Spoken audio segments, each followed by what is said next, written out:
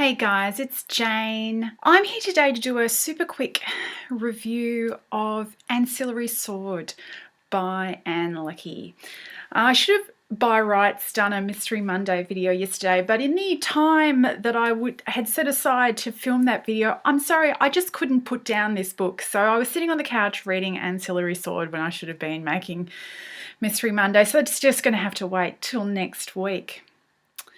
This book is the follow-up to the Hugo Award-winning Ancillary Justice. I don't know that I've been blown away by a book quite so much in quite a while.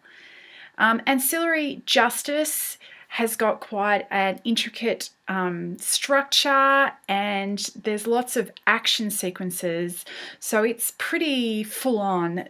Ancillary Sword is a much more straightforward read. We don't have any interlocking timelines, that sort of business to deal with. It follows the same central character as the first book, but putting her into a completely different environment. In lots of ways, this has the structure of a classic middle book in a trilogy.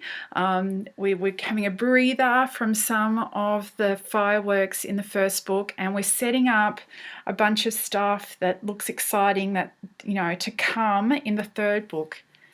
But this middle book is just beautiful. It's kind of, in lots of ways, it's a meditation about justice.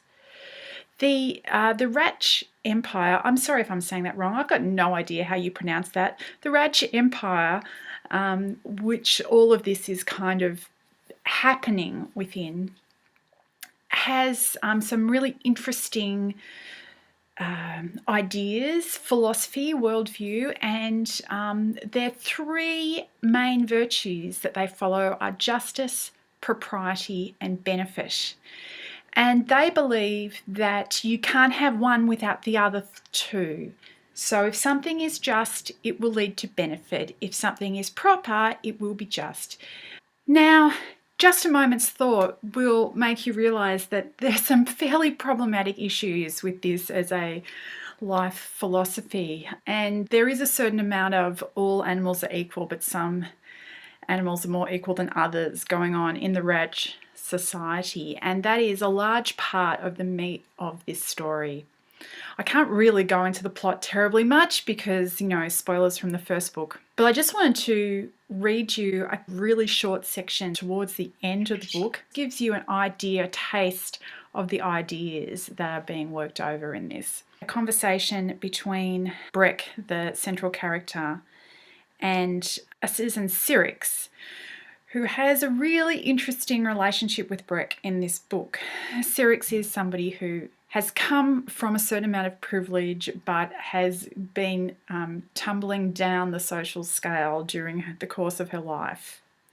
And so she has pretty mixed and divided loyalties about a whole bunch of different things. "Was that justice then?" Syrinx asked, quietly, as though she was not speaking to me, though no one else would have heard her. "What is justice, citizen?" I reply with my own question. "Where did justice lie in that entire situation?" Syrinx didn't reply, either angry or at a loss for an answer. Both were difficult questions. "We speak of it as though it's a simple thing, a matter of acting properly, as though it's nothing more than an afternoon tea and the question only who takes the last pastry. So simple. Assign guilt to the guilty." "Is it not that simple?" asked Syrinx after a few moments of silence. "There are right actions and wrong actions, and yet I think that if you had been the magistrate, you would have let Citizen Querta go free. She made the choices she made, and there's no escaping the consequences of that.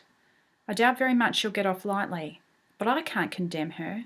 She was willing to sacrifice herself to protect her sister.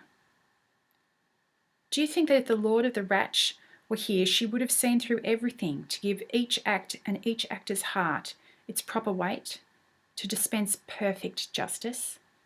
Do you think it's possible that any person will ever get precisely what they deserve, no more and no less?" "That is what justice is, citizen, isn't it?" Syrinx asked, ostensibly calm. I think you can hear some of the ideas being thrashed out. I'm really interested to see where this story is going. The third book is called Ancillary Mercy. The Justice, Sword and Mercy are the three types of spaceships that the Raj Empire use. And so in some ways, the fact that the third book is called Mercy doesn't necessarily mean that that's thematically what it's going to be about, but it seems to me that dropping mercy into the mix is because justice, propriety, and benefit, there doesn't seem to be a lot of room for mercy in that equation. And yet you actually need a sense of mercy in the real world to make the systems work. Because if you try and mete out to people exactly what they deserve and nothing more and nothing less, if you try for precise justice, it's a loser's game. Anyway, this is a really thought-provoking book, and it was some amazing ideas came out of it. This has actually gone straight into my favourites list, having just finished it yesterday. It's beautifully written, and I highly recommend Ancillary Sword. Anyway, I hope you're all well, and I'll talk to you later. Bye.